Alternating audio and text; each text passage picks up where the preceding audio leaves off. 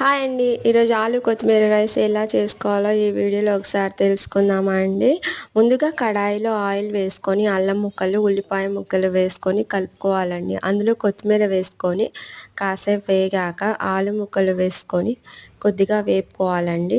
ఇవి కొంచెం వేగిన తర్వాత ఉప్పు, పసుపు వేసి మూత పెట్టి మగ్గనిచ్చుకోవాలండి పచ్చివాసన పోయేదాకా. మూత తీసి ఒకసారి కలుపుకొని కారం, ధనియాల పొడి వేసుకొని వేపి ఉడికించిన అన్నం ఉంటుంది కదా, పొడి పొడిగా ఉండేలాగా చూసుకోండి. అది వేసుకొని కలుపుకోవాలి.